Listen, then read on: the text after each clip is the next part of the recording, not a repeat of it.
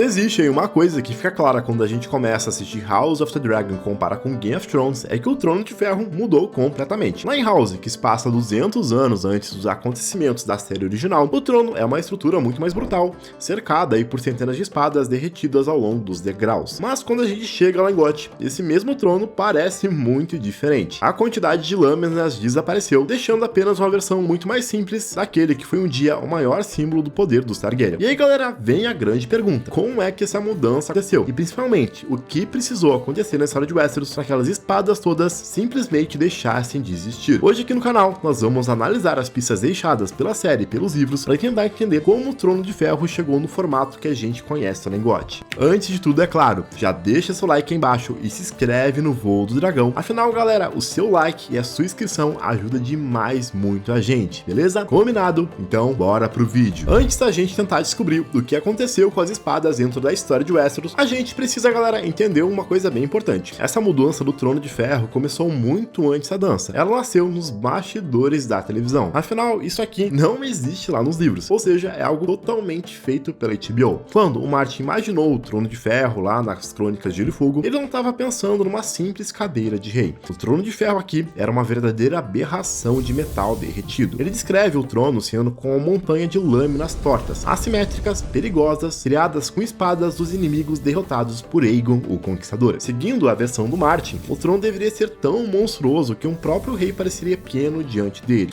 Uma estrutura quase impossível de escalar, desconfortável e ameaçadora, feita para lembrar diariamente que aquele homem estava sentado sobre as armas daqueles que tentaram destruí-lo. Inclusive, galera, o próprio Martin já comentou no seu blog que a arte do ilustrador Mark Simonetti é uma das representações mais próximas àquilo que ele imaginava quando escreveu os livros lá nos anos 90. Mas aí, quando a HBO precisou transformar essa ideia em algo real lá para Game of Thrones em 2011, surgiu um grande problema, literalmente. Aquilo simplesmente não funcionaria da mesma forma na televisão. Um trono com quase 12 metros de altura poderia ser impressionante em uma página ou uma ilustração, mas criaria, galera, dificuldades enormes para cenas de diálogo. Pense aí, o rei estaria lá no topo de uma montanha de aço, enquanto os lords e outros personagens ficariam pequenos lá embaixo. A distância entre os personagens destruiria justamente aquilo que torna essas cenas tão importantes: os olhares, as ameaças e as tensões entre as conversas. Além disso também, pessoal, existia um enorme desafio de produção. Um Trono de Ferro com essas proporções exigiria um salão muito maior,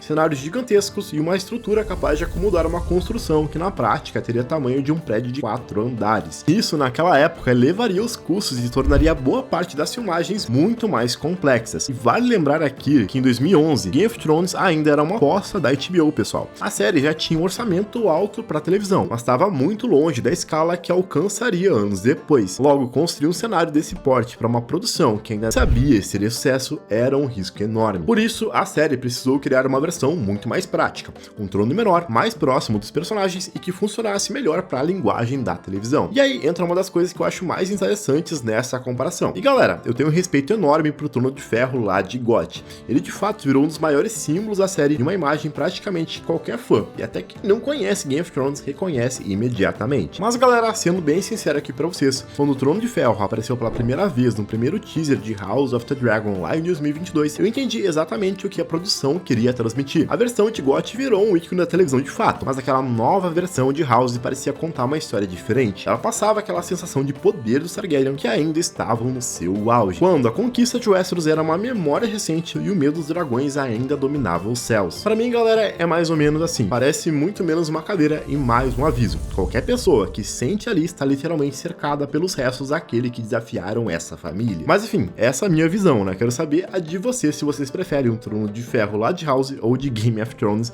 já que a gente entrou aqui nessa discussão. De qualquer maneira, pessoal, o design da série original resolveu uma limitação da televisão na época, mas acabou criando aí um dos maiores mistérios visuais entre House of the Dragon e Game of Thrones. Afinal, se as duas histórias acontecem no mesmo universo, então alguma coisa precisou acontecer dentro de Westeros para explicar o desaparecimento dessas espadas. Mas se a resposta não está nos bastidores, a gente precisa olhar dentro da própria história da HBO. Existe uma pista deixada pela própria equipe da série que muda completamente essa investigação. Lá em 2022, o showrunner da série, Ryan Condon, revelou que o Trono de Ferro passaria por uma transformação física na tela. E o mais interessante é que ele associou essa mudança com um evento específico chamado de A Queda de Real. E essa pequena informação muda completamente a forma como a gente vê esse mistério, porque a gente não tá falando apenas de uma alteração feita direta pela direção de arte. Existe um momento histórico dentro da narrativa da série de HBO responsável por essa transformação, que ainda deve acontecer na história. O problema, galera, é que Porto Real já caiu 2 vezes ao longo da história. À primeira vista, muitos fãs poderiam imaginar que essa mudança aconteceu durante a rebelião do Robert Baratheon, já que foi a queda mais famosa e marcou o fim da dinastia Targaryen. Mas tem um detalhe importante: quando Game of Thrones começa, o trono já possui aquele formato mais simples. Inclusive, galera, naquela visão que a gente tem do Rei Louco, lá do Bran na 6ª temporada, a gente consegue ver que o Trono de Ferro tá exatamente assim como ele tá na série de Game of Thrones. Dessa forma, eu creio que a resposta pode estar escondida num período bem mais caótico e próximo de House of Dragon, a própria Dança dos Dragões. Mas antes da gente entrar nessa história, existe outro desaparecimento que também tá me intrigando muito. E não, dessa vez não são as espadas do Trono de Ferro. É o tanto de gente que acompanha o canal, assiste os vídeos até o final, comenta, volta e por algum motivo nunca se inscreveu aqui no Voo Dragão. Eu juro, galera, esse mistério consegue ser tão difícil de explicar quanto o próprio Trono de Ferro. Então, se você gosta do nosso conteúdo, gosta de juntar as pistas da série, conhecer mais sobre os livros, esse universo, os personagens, eu peço a sua ajuda, o seu tempo de 2 segundinhos do seu dia para clicar no botão de inscrever aí embaixo. Realmente, galera, parece algo bobo e até meio chato a ficar pedindo, mas ajuda demais o nosso canal aqui, beleza? Combinado? Então, bora continuar com esse mistério lá no Trono de Ferro de House of the Dragon. Bem, galera, quando a gente fala da queda de Porto Real, a gente tem que analisar todas as possibilidades. E sim, só para avisar, a partir desse momento eu vou ter que entrar em spoilers sobre o desfecho da Dança dos Dragões, beleza? Afinal, como mencionei, a chamada queda de Porto Real que o Ryan Condon mencionou não aparece uma única vez na história. Ao longo dos séculos, a capital passou por diferentes momentos de crise, e algum deles poderia explicar o desaparecimento dessas espadas. E talvez, galera, o primeiro grande golpe contra esse símbolo de poder tenha acontecido justamente durante a própria Dança dos Dragões. Rola que durante a Guerra Civil dos Targaryen, a Rhaenyra finalmente consegue aquilo que passou anos tentando conquistar. Ela toma Porto Real e assume o Trono de Ferro, assim como a gente viu no começo da 3ª temporada. Por um breve momento, até parece que a guerra está decidida. A cidade, que durante décadas representou o poder dos verdes, agora está sob controle dos negros, e Rhaenyra finalmente ocupa o lugar que sempre acreditou ser seu por direito. Mas conquistar Porto Real era muito mais fácil do que governar a mesma cidade. A guerra deixou a população devastada. A fome começa a tomar conta das ruas, os impostos aumentam e a promessa de estabilidade rapidamente desaparece. Aos poucos, pessoal, a mesma cidade que recebeu Rhaenyra como libertadora começa a enxergá-la como mais uma governante, levando Westeros ao caos. De forma bem resumida, os problemas crescem até certo ponto que a Rhaenyra precisa deixar a capital e abandonar o Trono de Ferro. Então acontece um dos momentos mais caóticos de toda a história Targaryen, que ficou conhecido como a Lua dos Três Reis. Dessa vez, Porto Real não estava sendo tomada por um exército inimigo ou por uma casa rival. Era o próprio povo se voltando contra a família que governou os 7 reinos. Aqui, a Fortaleza Vermelha, que durante séculos parecia um lugar intocável, deixa de representar o poder absoluto Targaryen. A população, pessoal, literalmente invade o castelo, saqueia seus tesouros e destrói os símbolos ligados à antiga casa. E é justamente aqui que uma das teorias mais fortes começa a se revelar. As espadas espalhadas pelo trono não eram apenas parte da decoração. Cada uma delas, pessoal, carregava uma mensagem. Elas representavam armas dos inimigos derrotados por Aegon, transformadas em um monumento permanente à vitória Targaryen. Logo, aquelas lâminas diziam uma coisa muito clara: dragões venceram, os antigos reis foram derrotados e agora a casa Targaryen governa acima de todos. Mas durante essa invasão da Lua dos Três Reis, essa mensagem com certeza não tinha significado nenhum para as pessoas que estavam invadindo o castelo. Para uma população revoltada contra a dinastia que parecia ter levado Westeros ao desastre, aquelas espadas poderiam representar justamente o poder que eles queriam destruir. Então, pessoal, faz sentido imaginar que parte dessas lâminas tenha sido arrancada, destruído ou até mesmo saqueado durante um período em que ninguém governava Westeros. Talvez aí a Lua dos Três Reis tenha sido o primeiro grande golpe contra a aparência do Trono de Ferro original. Mas para mim, essa não é a única possibilidade. A gente precisa lembrar que quase 200 anos separam House of the Dragon e Game of Thrones. Durante esse período, vários reis ocuparam o mesmo salão e cada um deles tinha uma relação completamente diferente com o Trono de Ferro. E um dos nomes que me chama a atenção, lembrando agora, é do Aegon III Targaryen. Ele assumiu o Trono de Ferro logo após o fim da dança e cresceu em uma época marcada pelo desaparecimento dos dragões. E ficou conhecido como um rei melancólico e profundamente marcado pelo passado. Por isso, pessoal, também é possível imaginar que o próprio Aegon III quisesse se afastar dos símbolos ligados justamente àquele período mais sangrento da história da sua família, visto que um trono cercado por armas dos inimigos derrotados poderia representar uma era que ele queria deixar para trás. Décadas depois, outro rei que também levanta essa possibilidade é o Baelor primeiro Targaryen, ou conhecido como Abençoado. Baelor, galera, enxergava a monarquia de uma forma completamente diferente dos seus antepassados. Ele era extremamente religioso e tentou transformar a imagem da coroa em algo mais próximo de uma instituição sagrada. Para um rei com essa visão de mundo, um trono construído sobre espadas de inimigos conquistado pelo primeiro rei Targaryen poderia parecer uma lembrança de uma época baseada em guerra e violência. Por isso, não seria impossível imaginar o Baelor tentando mudar a aparência do Salão do Trono. E ainda, pessoal, tem outra possibilidade bem forte que eu citei no começo do vídeo, mas a gente não pode descartar aqui. Aerys II, o Rei Louco. O último rei da família ficou conhecido pela paranoia extrema e pela relação problemática que ele tinha com o Trono de Ferro. O Aerys acreditava estar cercado por inimigos e chegou a se cortar diversas vezes nas lâminas do assento. Então, dentro da mente cada vez mais instável do Rei Louco, alterar o trono para torná-lo menos ameaçador também seria algo possível. Inclusive, citei aquela cena, aquele flashback que acontece da visão do Bran mostrando o Rei Louco lá na 6ª temporada de Game of Thrones. Pensando melhor, pode ser que o próprio Rei Louco, antes daquele momento, já tivesse removido as espadas. Mas como vocês sabem, Game of Thrones aí tem diversas mudanças e incoerências nos próprios cenários. Inclusive, se você pegar o Winterfell da primeira temporada, vai ver que ela é completamente do Winterfell que a gente vê na última temporada. E a mesma coisa acontece com Porto Real. Então, galera, pode ser que os produtores aí de Game of Thrones não tinham ideia que o trono teria essa transformação lá em House of the Dragon. Afinal, é bem possível, visto que eles não sabiam nem que existiria um spin-off. Dessa forma, a gente consegue levantar a hipótese que a rebelião do Robert foi responsável por essa mudança. O evento que encerrou os quase 300 anos do domínio Targaryen sobre o Westeros. Só para lembrar para vocês, durante a tomada de Porto Real, os Lancers invadiram e saquearam a cidade. E a fortaleza foi tomada, enquanto o Jaime matou o Aerys dentro do próprio Salão do Trono. E um detalhe que deixa isso mais forte é que o Robert, quando assumiu o poder, não tinha nenhum apego pelos símbolos da família que ele ajudou a derrubar. Pelo contrário, o novo rei fez questão de apagar várias marcas da antiga casa Targaryen. Inclusive, os próprios crânios de dragão que ficavam expostos na fortaleza foram retirados do salão principal e levados para as masmorras. Então, pessoal, faz total sentido imaginar que o Robert também pudesse ter ordenado a remoção das espadas que representavam a própria conquista de Aegon. Lembrando que as espadas dos ancestrais dele, que foram derrotados pelo Aegon, estavam ali embaixo. No final de tudo, é claro, a gente não tem uma resposta oficial para esse mistério. A série precisa mostrar como essa transformação aconteceu, ou então tudo isso vai continuar sendo teoria baseada nos eventos que a gente conhece até agora. Outra possibilidade bem interessante é pensar que essa mudança talvez não tenha acontecido de uma única vez. Talvez uma revolta tenha causado um primeiro grande dano ao trono e outros reis, por motivos completamente diferentes, tenham alterado o que restou ao longo dos anos. E no final das contas, pessoal, essa é uma das teorias e vídeos que eu mais gosto de trazer aqui no canal.